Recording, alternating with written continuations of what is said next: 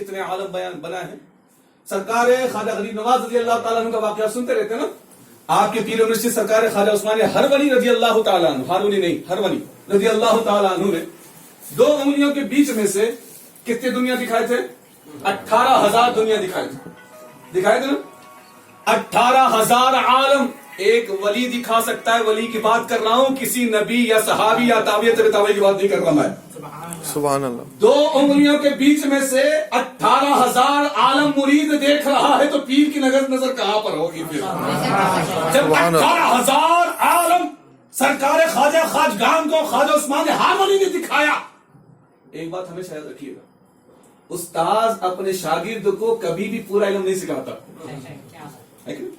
کچھ ایسی چیزیں اپنے پاس رکھتا ہے. بیٹا کل تو جب نمک حرامی کرے گا نا تو اسی داؤ کے ذریعے تو سمجھ گراؤں گا. پھر ہر استاد کا طریقہ ہوتا ہے. کوئی بھی کمپلیٹلی جتنا میں 100% شور ہوں، 100% میں نے سکھا ہے، سب کا سب تمہیں دیا اللہ ماشاء اللہ، وہ اولیاء اللہ ہوتے ہیں. لیکن عام طور سے استاد اپنے شش کو، اپنے اسٹوڈنٹ کو، اپنے شاگرد کو اپنا سیکھا ہوا پورا علم نہیں دیتا. کچھ دے کے کچھ باقی رکھتا ہے. کیوں؟ ہو سکتا ہے کسی وقت میں تم نمک حرام بن جاؤ، میری مخالفت میں کھڑے ہو جاؤ. ہو سکتا ہے میرے ذریعے دیے ہوئے علم ہی کے ذریعے تم مجھ پر اعتراض کرو گے. ان تمام اعتراضات کا جواب کوئی دے نہ دے، لیکن میں تمہارا استاذ ہوں، تمہارا باپ ہوں، تمہارے ہر اعتراض کا جواب میں اپنے پاس رکھتا ہوں. استاذ کا یہ عالم ہوتا ہے. مرید چاہے جتنی بھی ترقی کرے، پیر ہی ہوتا ہے، مرید ہی ہوتا ہے. بے شک. باپ ہی ہوتا ہے، بیٹا ہی ہوتا ہے. کبھی ایسا دیکھا کہ کبھی کسی دور میں باپ بیٹا بن گیا ہو، بیٹا باپ بن گیا ہو؟ دونوں کا لیول الگ. ہاں بیٹے کے بیٹے ہو تو وہ اپنے بیٹوں کا باپ ہو سکتا ہے، لیکن اپنے باپ کا باپ نہیں ہو سکتا، اپنے باپ کا بیٹا ہی ہوگا. ہاں کچھ مریدین ایسے ہوتے ہیں جن مریدوں پر فخر ان کے پیران الزام کیا کرتے ہیں. کچھ مریدین ایسے ہوتے ہیں. سرکار خواجہ خواجگان رضی اللہ تعالیٰ عنہ کو 18,000 دنیا حضرت خواجہ عثمان ہرونی نے دکھایا. تو جب دکھانے والے 18,000 دنیا دکھا رہے تو انہوں نے کتنی دیکھی ہوگی اپنے پیر و مرشد سے؟ پورے نہیں دکھائے، جتنی کی ضرورت تھی وہ تک دکھائے. اب یہ دنیا ہے ہماری، ایک دنیا یہ ہماری ہے. اب میں سائنس شروع کروں گا تو آپ لوگ بولیں گے کیا مولانا پکا رہا ہے یار. سائنس آپ لوگ پڑھتے ہیں، مجھ سے اچھا جانتے ہیں. گلیکسی ہمارا دیکھتے ہیں، گلیکسی کس کو بولتے ہیں، اس میں کتنے عالم ہیں، کتنے ذرات ہیں. چھوٹے چھوٹے عالم دکھتے ہیں، چھوٹی چھوٹی دنیا دکھتی ہے. 18,000 چھوڑو، صرف اس دنیا میں جتنی موجودات ہیں، صرف ہماری اس دھرتی پر، اس زمین پر جو مخلوقات ہیں، آپ ان کو نہیں گن سکتے. کبھی گن سکتے ہیں کیا؟ آپ نہیں گن سکتے. امپاسبل، نہیں گن سکتے.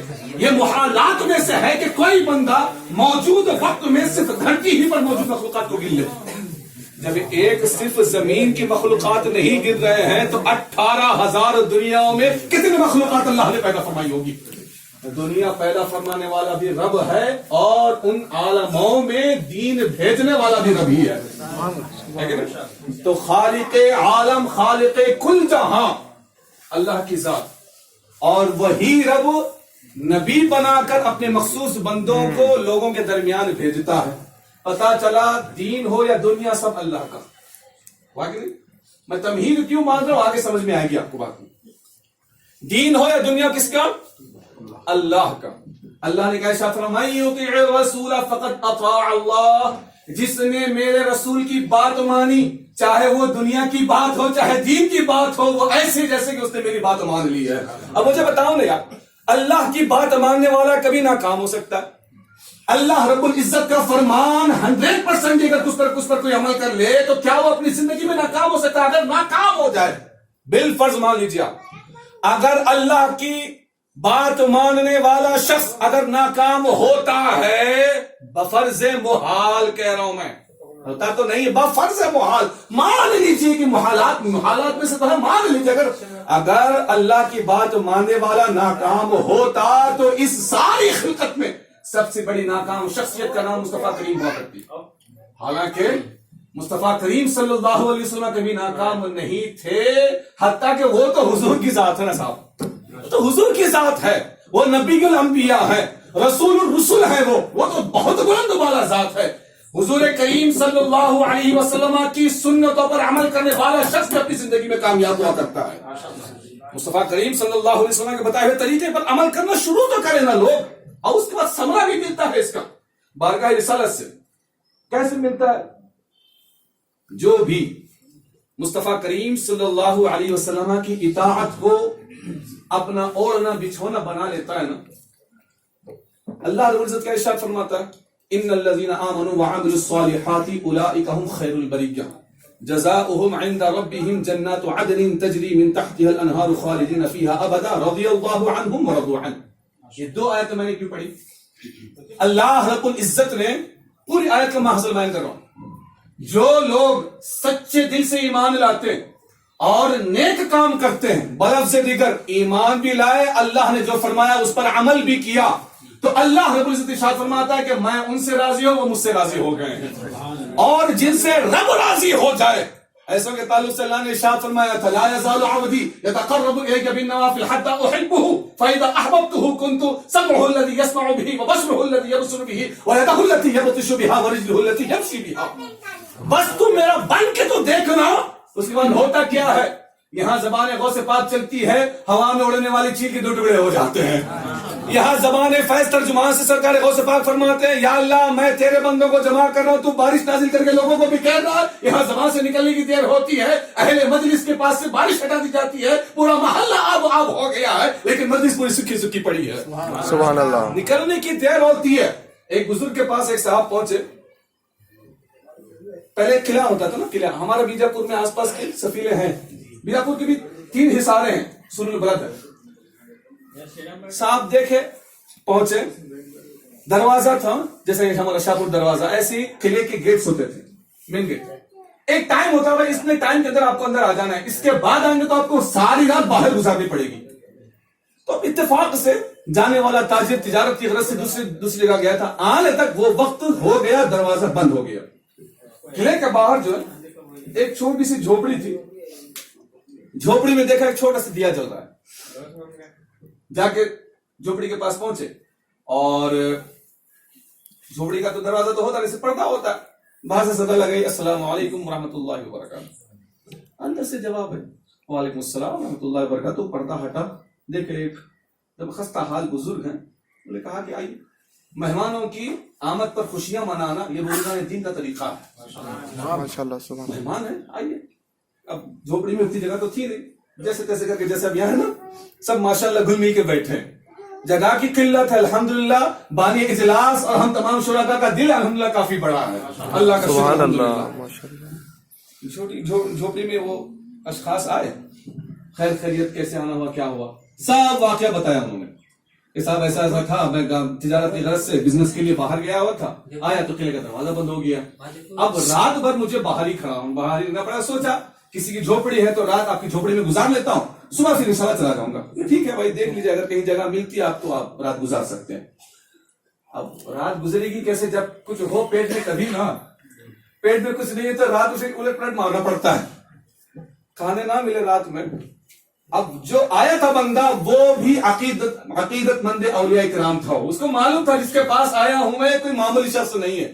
रात के अंधेरे में मामूली सा दिया जला के जो अल्लाह रब्बुल इज्जत का कलाम पढ़े, वो हम जैसा छपड़गंजू नहीं, वो अल्लाह का वली ही हो सकता है। रात के अंधेरे में हमसे यार इशा की नमाज नहीं पढ़ी जाती है, रात के अंधेरे में जो इशा की नमाज के साथ साथ नवाफिल में अपनी रात गुजारे और अल्लाह का कलाम पढ़ते हुए रहे सारी रात, तो अल्लाह का वली ही हो सकता है। तो उन्होंने कहा भाई कि हजरत एक अर्ज करना था ना, बोलो। हजरत रात बहुत हो गई है, खाने के लिए कुछ भी नहीं, अगर खाने का इंतजाम होता तो बड़ी करम नवाजी होती। अब ये बुजुर्ग बेचारे सोचे कि यार मेहमान तो बन गया आगे, लेकिन खाने का इंतजाम कहां से होगा। तो बोले कि अब वो जो सामने वाला मेहमान था उसने कहा हजरत बड़े जिससे दिल चाह रहा था सरीद खाऊं। सरीद अरब शरीफ में एक मखसूस ग़िज़ा होती है सरीद, जिसको आज के दौर में तो यहाँ नहीं बनता। हाँ, पुराने घरों में होता था पहले ऐसे। गोश्त का शेरवा बनाते थे, शोरबा, और उसमें सूखे रोटियां डाल को भिगा को खाते थे पहले। अब उतना क्या भाई, अब तो पिज्जा बर्गर वाला जमाना है साहब। हाँ, अब कौन पढ़ता है वो सब, कौन देखता है। हाँ, चिकन 65, मटन 65 वो सब चल रहा है। पहले के लोग ऐसे खाते थे कि रोटी चूर के उसको जो है गोश्त का शोरबा उस पर डालते, उस पर घी या मस्का जो भी होता डाल के उसको खाते थे। اور وہ عرب کا بنانے کا انداز جو تھا وہ سب سے نرالا ہوتا تھا. بزرگ نے وہ مہمان نے کیا فرمائش کی؟ حضرت بہت دنوں سے من کر رہا تھا سرید کھانا ہے. آج حضرت بہت مجھ کو خواہش ہو رہی سرید کھانے کا, کہیں سے انتظام ہو جائے.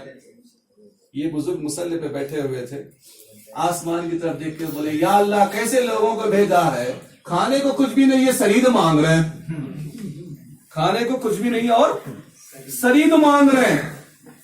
پردے کے پیچھے سے آواز آئی, حضرت السلام علیکم, سرید لے کے آیا ہوں آپ کی بارگاہ میں. سبحان اللہ. اللہ نے کیا فرمایا؟ فَإِذَا أَحْبَبْتُ كُنْتُ سَمْعُهُ الَّذِي يَسْمَعُ بِهِ وَبَصَرُهُ الَّذِي يَبْصُرُ بِهِ وَيَدَهُ الَّتِي يَبْطِشُ بِهَا. جو میرا بن جائے, زبان سے نکلنے کی دیر ہوتی ہے فوراً اس کا مانگا ہو اسے دے دیا جاتا ہے. سبحان اللہ. کیا کہا؟ حضرت السلام علیکم, سرید لے کے آیا ہوں. سرید بھی آ گیا. اب وہ جو مہمان تھا, مہمان نے دل میں سوچا سرید آ سکتا ہے تو سرید کے ساتھ کھانے والا گھی بھی ضرور آئے گا. سرید کے ساتھ جو گھی کھایا جاتا ہے وہ بھی ضرور آئے گا. سرید لا کے رکھ, گرم ماشاء اللہ اونٹ کے گوشت کا سرید بنا ہوا لا کے رکھا گیا. اب بزرگ جو تھے بولے بھائی مجھ کو حاجت نہیں ہے, آپ مہمان ہیں, تھک جائیں گے, آپ کھا لیجیے. حضرت خالی سرید گھی کا انتظام ہوتا نا تو مزہ آ جاتا. پھر منہ اٹھا کے بولے یا اللہ سرید دیا تیرا شکر ہے, اب اس کو جو ہے گھی بھی چاہیے. پیچھے سے پھر سے آواز آئی, حضرت ساتھ میں گھی بھی لے کے آیا ہوں.